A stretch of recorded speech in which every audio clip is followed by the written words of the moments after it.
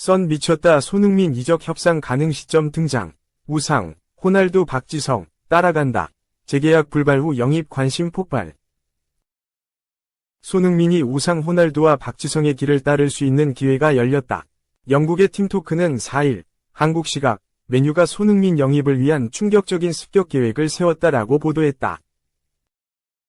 팀토크는 후뱅 아모림 감독은 2025년에 손흥민을 맨유로 데려올 깜짝 이적 타깃으로 요구했다고 알려졌다. 손흥민은 2015년에 헐값에 토트넘으로 이적한 이후 역대 최고의 한국 선수로 알려졌다. 그는 토트넘에서 422경기를 출전하며 254개의 공격 포인트, 166골, 88도움을 기록했다. 내년 여름 계약이 만료될 예정인 손흥민은 1월 1일부터 다른 구단과 협상이 가능할 수 있다라며 예상 협상 가능 시점까지 언급했다. 영국의 기브미 스포츠도 4일, 맨유가 월드클래스 토트넘 스타를 유력 영입 타깃으로 생각하고 있다라며 손흥민은 맨유의 유력한 타깃이다라며 맨유는 과거에 경력이 끝나갈 무렵인 선수를 영입했다는 비난을 받아왔다. 질라탄 이브라히모비치가 35세의 맨유에 입단해 20개월을 머물고 LA 갤럭시로 이적했고 에딘손 카바니도 파리 생제르맹, PSG에서 맨유로 이적했을 당시 33세였다. 맨유가 이 관행을 다시 고려할 수 있을까? 맨유는 토트넘 스타 손흥민이 내년 여름 계약이 만료됨에 따라 유력한 영입 대상이라는 소문이 돌고 있다. 엔제 포스테코글루가 세계적인 선수라고 평가한 손흥민은 맨유 팬들로부터 분명 환영받을 만한 선수일 것이다 라고 전했다. 실제로 맨유는 후뱅 아모림 감독이 부임하며 맨유는 변화의 시기를 맞이하고 있다. 공격진의 마커스 레시포드를 제외하면 경험 많은 선수가 부족하다. 손흥민이 잉글랜드 프리미어리그, EPL 무대에서 보여준 기량을 고려하면 맨유 공격진의 확실한 보탬이 될 수 있다. 계약 만료 후 영입을 추진한다면 이적료가 없는 점도 긍정적이다. 이미 지난 10월에도 스페인의 엘나시오날이 EPL에서 손흥민의 계약을 두고 싸운다.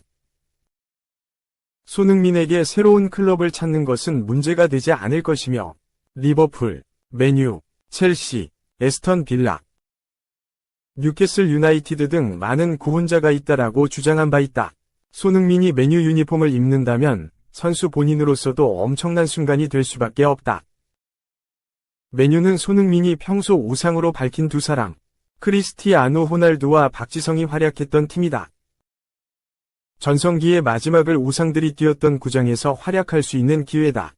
맨유에서 7번을 받는다면 의미는 더욱 커질 수 있다.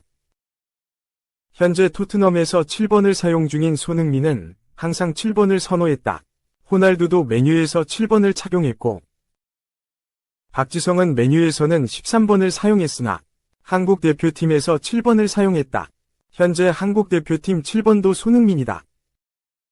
맨유의 올 시즌 7번은 메이슨 마운트인데 마운트가 지난 시즌부터 보여준 활약상을 고려하면 손흥민 영입 시 7번을 내줘야 할 가능성도 충분하다.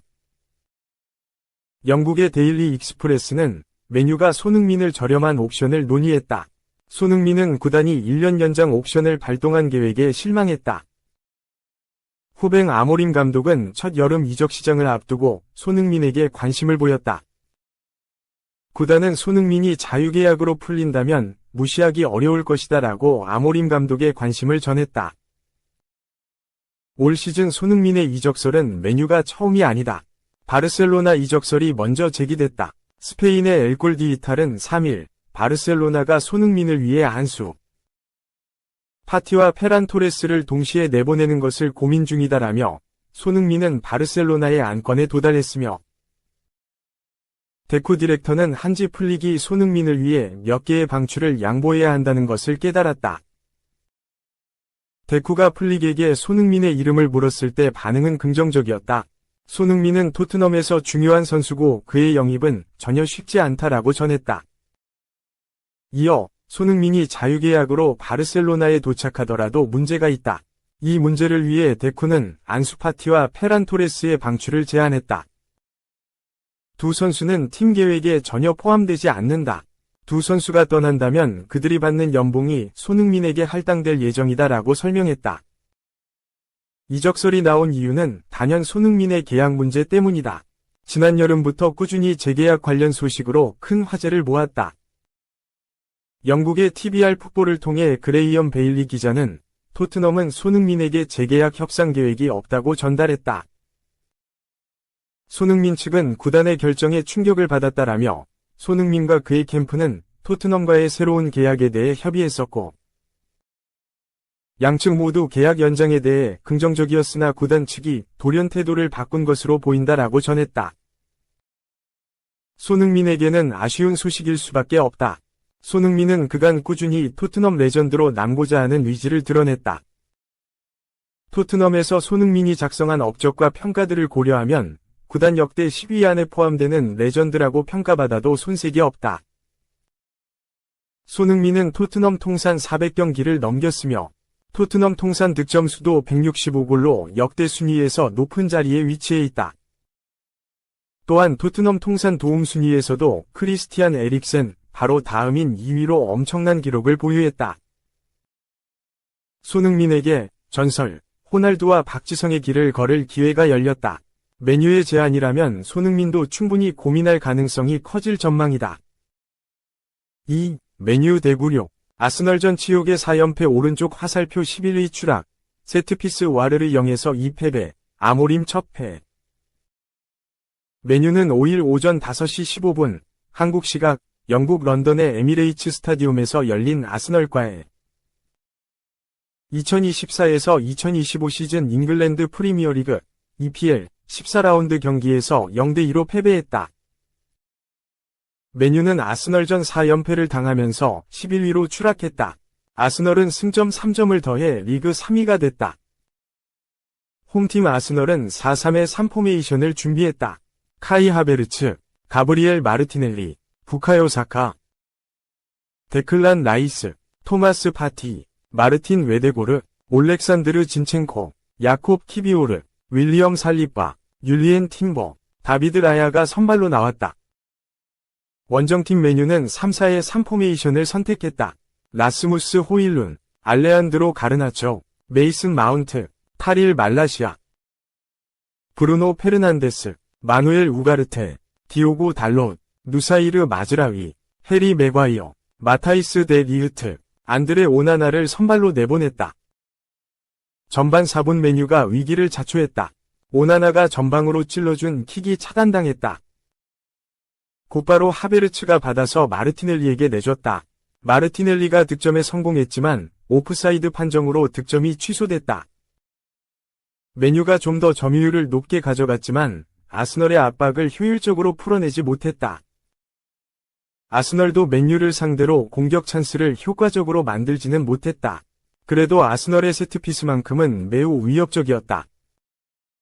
전반 8분 웨데고르의 킥이 정확하게 문전 앞으로 배달됐다. 파티가 제대로 맞추기만 하며 득점인데 헤더가 0 이상했다.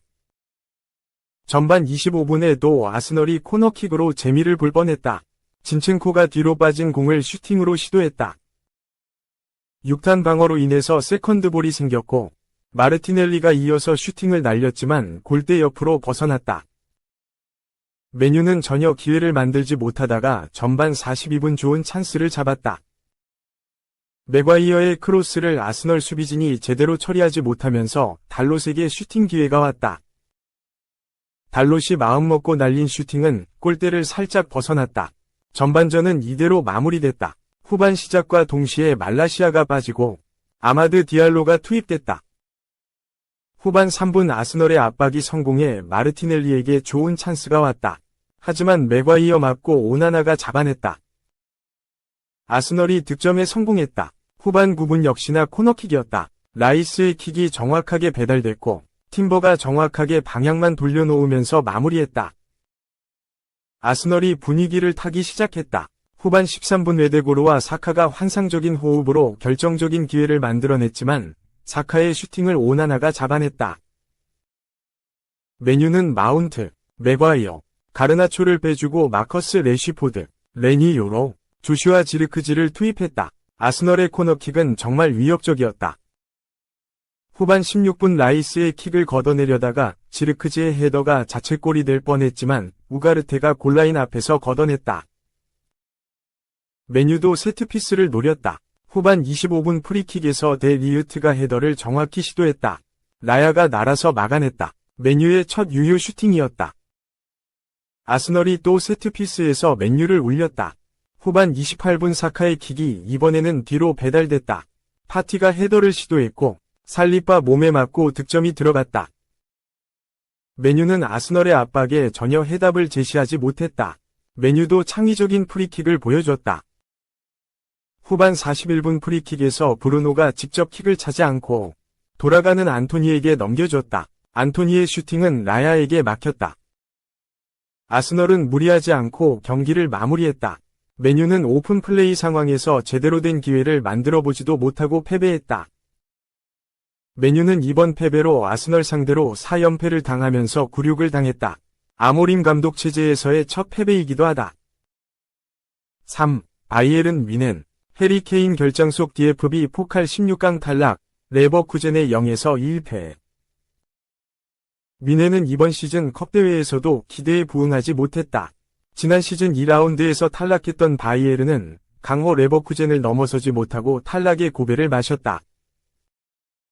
감독 뱅상 콩파니는 특급 스트라이커 해리 케인이 부상으로 결장한 상황에서 김민재, 저말 무시할라, 다요 우파메카노, 킹슬리 코망, 마누엘 노이어 등 정예 멤버를 총출동시켰다. 하지만 뮌헨은 경기 초반부터 난관에 부딪혔다. 경기 시작 17분 만에 노이어가 페널티 박스 밖에서 레버쿠젠의 제레미 프림폰과 충돌하면서 퇴장당했고 뮌헨은 수적 열세에 처하게 되었다. 이에 뮌헨은 초반부터 수비에 집중하며 경기를 이어갔으나 후반전 들어 결국 실점했다.